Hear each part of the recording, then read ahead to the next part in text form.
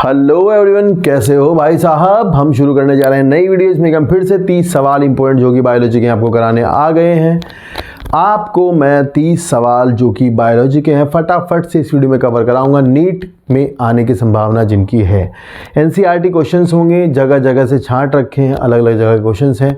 आप फटाफट से वीडियो देखियो, कुछ सवाल आपको मिल जाएंगे, कुछ कॉन्सेप्ट मिल जाएंगे। और अगर आपको एनसीईआरटी पढ़नी है मेरे साथ तो जल्दी से जाइए प्लेलिस्ट के सेक्शन में, यहाँ पर लिंक मिल जाएगा और वहाँ पर आप जाकर के देख सकते हैं कि मैं आज एनसीईआरटी पढ़ा रहा हूँ आपको। मैं एनसीईआरटी पढ़ा रहा हूँ लाइन टू लाइन, ऐसी पढ़ा रहा हूँ भाई जैसे सामने बैठा के किसी को बता रहा होता है ना कोई, वैसे। जो अगर आपके कॉन्सेप्ट बने हुए हैं, अगर आपने चीज़ें सीखी हुई हैं, थोड़ी बहुत भी पढ़ रखा है, तो आप वहाँ से चीज़ें ले लोगे। कॉन्सेप्ट भी साथ साथ दे रहा हूँ, एक्सप्लेनेशन भी दे रहा हूँ, लाइन बता रहा हूँ क्या आएंगी पेपर में, वो ज़रूर जाके देख लेना। और साथ ही साथ इन वीडियोज़ को देखते रहना जिनमें कि मैं पढ़ा रहा हूँ आपको कुछ इंपॉर्टेंट क्वेश्चन। साथ ही साथ PYQ भी आपको चैनल पर मिलेंगे, तो भाई ज़रूर देख लेना। अब हम करते हैं पहला सवाल, ज़्यादा नहीं करते हैं तो चलिए देखते हैं पहला सवाल।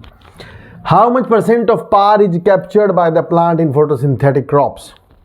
अगर आपसे फोटोसिंथेटिक एक्टिव रेडिएशन पूछा गया तो आप बताओगे कि 2 से 10%। अगर आपसे इंसिडेंट सोलर रेडिएशन पूछा गया तो आप बताओगे 1 to 5। तो अभी आपका आंसर हो गया 2, और अगर ISR पूछ लिया किसी ने तो आंसर होगा 1 to 5%। चलिए नेक्स्ट है हमारा pick out the odd one. Okay, और देखते हैं। ऑक्सीजन साइकिल गैस है, कार्बन साइकिल गैस है, नाइट्रोजन साइकिल गैस है, फॉस्फोरस साइकिल जो कि गैसियस नहीं है, ये आपकी सेडिमेंट्री टाइप की साइकिल है। तो ये अभी कट भी गया है तो आएगा भी नहीं आपको, ठीक है, फिर कभी कहीं फंस जाएगा।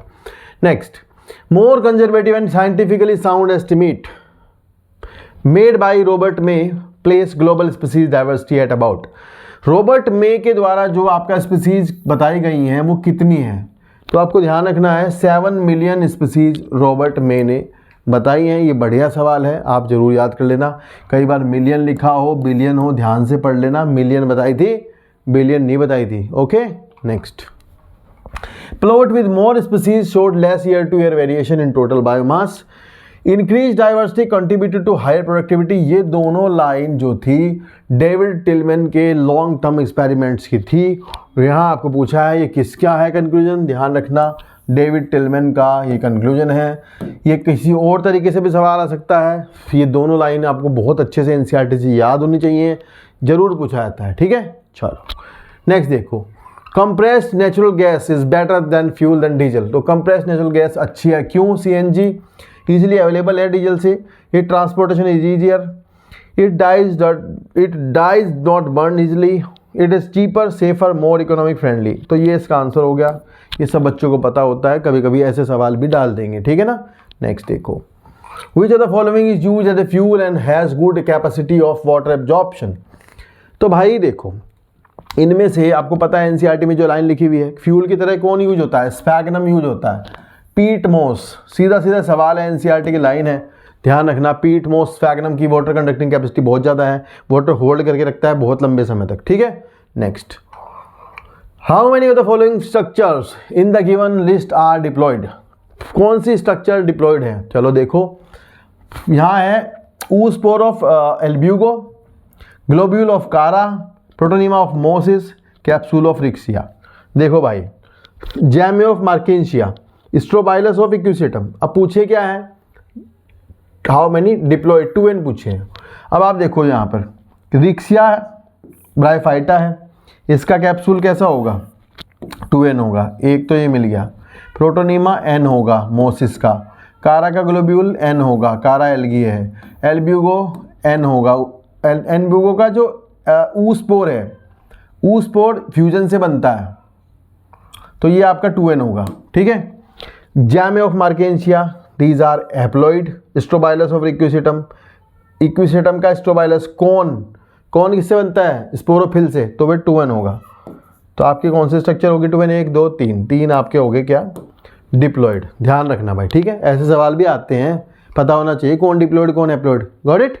चलो नेक्स्ट है, in flower different whorls arrange successively on the swollen end of the pedicel, that swollen end is called edge. फूले हुए पार्ट को क्या कहते हैं? पेडिसल के फूल की डंडी का फूला हुआ पार्ट कहलाता है थैलेमस या फिर रिसेप्टिकल। यहाँ पर नोड्स होती हैं जिससे आपके फ्लोरल पार्ट्स निकलते हैं, यानी कि जो आपके कैलिक्स कोरोला वो सब यहाँ से निकलता है, ठीक है। तो thalamus is the answer. Next, periderm. Periderm include, ये बहुत इंपॉर्टेंट सवाल है। पेरिडर्म बनती है किस किस से?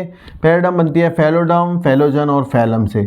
Phelloderm secondary cortex, phellogen cambium और फैलम कॉर्क। ये ध्यान रखना, कॉर्क, ठीक है, ये सेकेंडरी कॉर्टेक्स है।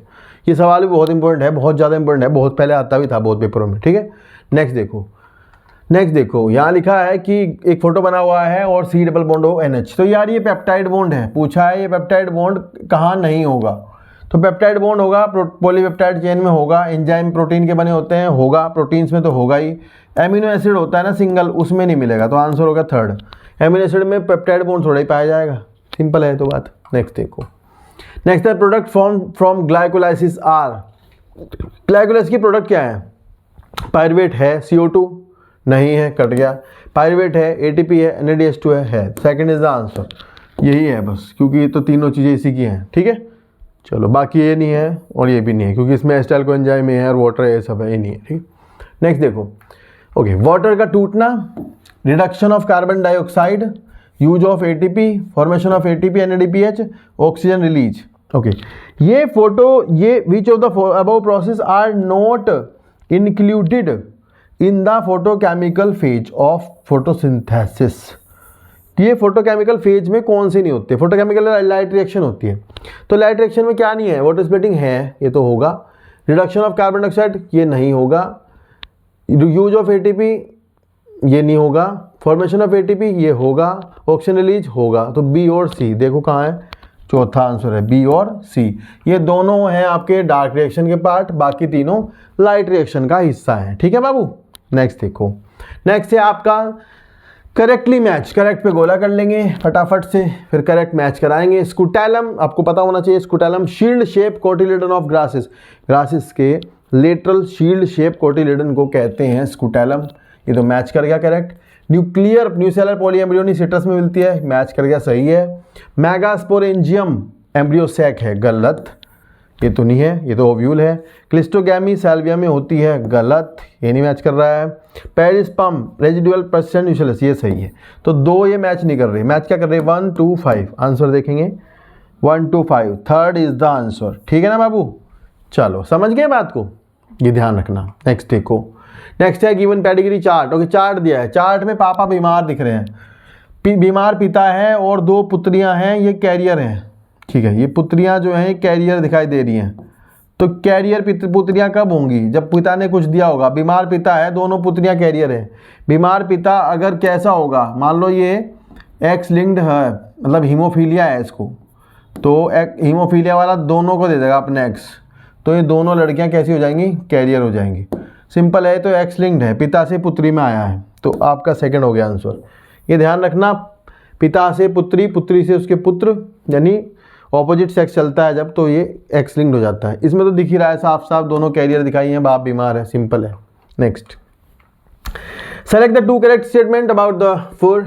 इनमें से 4 ढूंढो लैकोपेरोन के लिए करेक्ट स्टेटमेंट। चलिए जी देखिएगा, एलोलैक्टोज में bind with repressor and inactivated it. Allolactose repressor से बाइंड करता है और उसे इनएक्टिवेट करता है, बिल्कुल सही है, आपको पता है। एलोलैक्टोज भी लैक्टोज से ही बनता है। फिर लिखा है in the absence of lactose the repressor binds with the operator regions. Lactose की अनुपस्थिति में रेप्रेसर जाके ऑपरेटर से बाइंड करता है, उसे ब्लॉक करता है, बिल्कुल सही है। The Z gene code for परमीएज, नहीं, जेड जीन बनाती है beta galactosidase. I gene code for the activation, नहीं, आई जीन बनाती है रिप्रेसर प्रोटीन। तो करेक्ट हो गए ए और बी, आंसर हो गया ए और B, second is the answer, सही है ना। देखो ये याद रखना, ऐसे सवाल आते हैं भाई जरूर पेपर में। लैकोपेरोन का कुछ ना कुछ पेपर में फंसेगा, कहीं कहीं पेपर हो, बोर्ड का हो चाहे कुछ भी हो, लैकोपेरोन आएगा, ध्यान रखना है, ठीक है। Next, biogas consist of, biogas किसकी बनी होती है? Carbon monoxide, methane and hydrogen. Carbon, methane, oxygen, नहीं, carbon dioxide, methane, hydrogen, third is the answer. ये आपको जरूर पता होना चाहिए, बायोगैस का सवाल आए कहीं ना कहीं फंस जाएगा। मीथेन तो हो ही, पता ही लग रहा है ना, कम से कम मीथेन तो पता ही हो, कम से कम मीथेन तो पता ही हो यार, जब कुछ नहीं पता तो ये तो पता ही हो, है ना, कि बायोगैस में क्या होती है, ज़्यादा मात्रा में मीथेन होती है। ठीक है, चलो नेक्स्ट है आपका फॉर्म की फुल फॉर्म, इसकी फुल फॉर्म पता होनी चाहिए थी, पहले था ये फार्मर्स ऑफ आर्कटिक मास, ये इसकी फुल फॉर्म थी, और फ्रेंड्स ऑफ आर्कटिक मास इसकी फुल फॉर्म थी। और ये कहाँ यूज किया जाता था, ये इंटीग्रेटेड वेस्ट वाटर मैनेजमेंट में था, तो ये पहले आता था, अब नहीं आता। ठीक है, अब तो शायद कट गया एनसीईआरटी से, पर फिर भी आप पढ़ लेना ढंग से। ठीक है, चलो नेक्स्ट है major part of the organic matter in the sewage. Organic matter में अच्छा डिकम्पोज कहाँ होता है, ज़्यादातर कहाँ होता है, वहाँ होता है सेकेंडरी ट्रीटमेंट में। जब सेकेंडरी ट्रीटमेंट होता है तो वहाँ डिकम्पोज होता है। तो लिखा प्राइमरी ट्रीटमेंट में नहीं। एरिएशन टैंक, ऑक्सीडेशन पॉन्ड, तो बिल्कुल सही।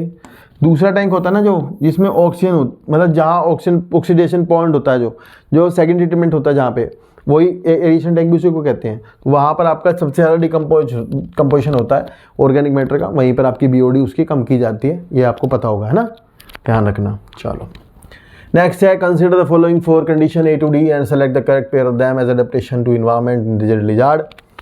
ओके, डेजर्ट लिजार्ड की एडेप्टेशंस देखनी है। Burrowing in soil to escape high temperature, desert lizard ऐसा करती हैं, हाँ जी करती हैं। Losing heat rapidly from the body during high temperature, no. Bask in sun when temperature low, बिल्कुल सही, सन बास्किंग करती हैं lizard. Okay, insulating body due to thick fatty, नहीं ये नहीं करती, तो इसका आंसर हो गया A to C, second is the answer. तो ये सन बास्किंग वगैरह इसमें था, और ये चैप्टर से अब कट गया आपका। ऑर्गेनिज्म नहीं कटा नहीं है भाई, ये पढ़ना है। ऑर्गेनिज्म पॉपुलेशन जो है दोबारा से ऐड हो गया था सिलेबस में, तो ये आपको ध्यान रखना, ये पेपर में आएगा यहाँ से। ठीक है, चलो नेक्स्ट है आपका which part of the spermatid form acrosome sperm. ये ध्यान रखना, बहुत तगड़ा सवाल है, पुराने वक्त का। एक्रोसोम गोल्गी बॉडी बनाती है, सिक्रीशन होता है, तो आपको समझ लेना चाहिए कि गोल्गी बॉडी ने बनाया होगा, सिंपल है ये भी बात। नेक्स्ट है the first movement of the foetus. पहला मूवमेंट फीटस का कब दिखता है, 5वें महीने में, ये सबको याद होना चाहिए। 5वें महीने में फीटस का मूवमेंट होता है पहली बार। सीधा सीधा सवाल है, बहुत आसान, एनसीईआरटी के लास्ट पेज पे लिखा हुआ है ना, जो आपका ह्यूमन रिप्रोडक्शन है वहाँ से मिल जाएगा। ठीक है, next homologous organs are. Homologous organ क्या होते हैं, जिन ऑर्गन्स का ओरिजिन सेम हो और फंक्शन डिफरेंट करते हो, वो होमोलोगस ऑर्गन कहलाते हैं। तो यहाँ पर देखते हैं जी, कहाँ लिखा है ये बात, डिसिमिलर ओरिजिन गलत, डिसिमिलर ओरिजिन गलत, सिमिलर ओरिजिन विद सिमिलर और dissimilar functions, similar origin with dissimilar function. तो चौथा मेरे को लग रहा है इसका आंसर, चौथा, similar origin with dissimilar functions, तो चौथा इसका आंसर हो गया। ठीक है भाई, ये ध्यान रखना। नेक्स्ट फोटो बना हुआ है ये बोगनविलिया और टेंडिल का। Thorns of bougainvillea, tendril of Cucurbita, ध्यान से सुनो। थॉर्न्स ऑफ बोगनविलिया और टेंडिल ऑफ कुकुरबिटा दोनों ही एक्सिलरी बर्ड का मॉडिफिकेशन है, तो दोनों ओरिजिन एक जगह से हुआ है, फंक्शन डिफरेंट है, और ये आपके होमोलोगस ऑर्गन हुए। पहली बात तो होमोलोगस जो ऑर्गन्स है वे क्या शो करते हैं, डाइवर्जेंट इवोल्यूशन शो करते हैं। आंसर क्या हो गया, थर्ड, हटाओ। होमोलोगस ऑर्गन क्या शो करेंगे, डाइवर्जेंट इवोल्यूशन। देखो कितना इजी हो गया, है ना, ध्यान रखना ये बात, ये सवाल आएगा पेपर में ऐसे वाला। मल्टीलोड 375 भाई जरूर याद रखनी, ये सारी आईयूडी याद करनी है आपको। मल्टीलोड 375 एक कॉपर रिलीजिंग आईयूडी है। कॉपर स्पर्म की मोटिलिटी फर्टिलाइजिंग कैपेसिटी को कम कर देता है, ध्यान रखना। ठीक है बाबू, चलो next. Female who can not produce ovum but can provide suitable environment. अच्छा, ओवम नहीं बना सकती, बस यही मिल गया हमें। तो जो ओवम नहीं बना सकती वो किससे उधार मांग लेगी? ओवम उधार क्या मतलब, किससे मांग ले ओवम? जो ओवम नहीं बना सकती उसको संतान अपने ही गर्भ से चाहिए, पर संतान जेनेटिकली किसी और की होगी, क्योंकि ओवम किसी और का होगा। तो ऐसे में वो गिफ्ट ले लेगी। अब गिफ्ट ले लेगी मतलब क्या, गैमेट इंट्रा फैलोपियन ट्रांसफर, यानी वो किसी का एग लेगी और अपनी फैलोपियन ट्यूब में रख लेंगी और वहाँ फिर फर्टिलाइजेशन हो जाएगा और बच्चा होगा, पर बच्चा जेनेटिकली उसका होगा जिसका ओवम होगा। ध्यान रखना, बढ़िया सवाल है ये बहुत। ठीक है, जो ओवम नहीं बना सकती वो ओवम उधार ले ले। ओके, चलिए next. Bilateral symmetry is absent in, okay, jellyfish में, ओके, इसमें भी जेलीफिश में भी आपकी बाइलेटरल सिमेट्री नहीं होती, और प्लूरोब्रैकिया टीनोप्लाना ये इसमें भी नहीं होती। ये दोनों आपके पता है कहाँ के, ये टीनोफोरा और उसके हैं सिलेंटेटा के। तो इसका बोथ 1 और 2 हो गया। ठीक है बाबू, एसके इसमें तो है बाइलेटरल सिमेट्री। नेक्स्ट है आपका मेटाजेनेसिस। मेटाजेनेसिस सिलेंटेटा की लास्ट लाइन है। पॉलिप ए sexually form Medusa, Medusa sexually form polyp. इसे कहते हैं मेटाजेनेसिस। कहाँ देखने को मिलती है? आंसर हो गया सीलेंट डेटा। ये अच्छा सवाल है भाई, ये पेपर में आने लायक है, बहुत बार आया हुआ भी है अच्छी जगह पे। ठीक है, चलो। What is a common among silver fish, scorpion, crab and honey bee? Okay, ये सारे जो है मेटामॉर्फोसिस करते हैं, जॉइंट लेग रखते हैं, कंपाउंड आई रखते हैं, पॉइजन ग्लैंड रखते हैं? नहीं, ये सब जो है जो रखते हैं कॉमनली इनमें सब में जॉइंटेड लेग्स हैं, क्योंकि ये सब ऑर्थोपोडा हैं, मेरे को दिख रहे हैं ये सब क्या है? ऑर्थोपोडा हैं। तो इनमें मेन बात क्या हुई कि दे हैव जॉइंटेड लेग्स। ठीक है, चलो। तो ये हमारे 30 सवाल खत्म हो गए हैं और आपने पूरी वीडियो देखी होगी, मुझे पक्का पता है, और जिन्होंने देखी है उनका बहुत बहुत धन्यवाद। अगर आपको पढ़नी है मेरे साथ एनसीईआरटी, मैं फिर कहता हूँ बार बार यही कहूँगा, तो जा करके प्लेलिस्ट में चेक करिएगा, एनसीईआरटी मिलेगी। लाइन टू लाइन ऐसी पढ़ा दूंगा ना भाई, गारंटी है उस बात की कि पेपर वहीं से आएगा। जहाँ मैं पेन रख दूंगा ना वो पेपर में आएगा। अगर आज आपको बिलीव नहीं हो रहा हो तो one day will see that ओहो छूट गया हमसे, रिग्रेट करोगे। तो ज़रूर चैनल पर बने रहना। अगर आप वीडियो देख चुके हो पूरी तो सब्सक्राइब करके जाना। थैंक यू सो मच पूरी देखने के लिए। मिलते हैं नेक्स्ट वीडियो में। ऐसी वीडियोज़ पाने के लिए चैनल पर सब्सक्राइब कर देना। Thank you.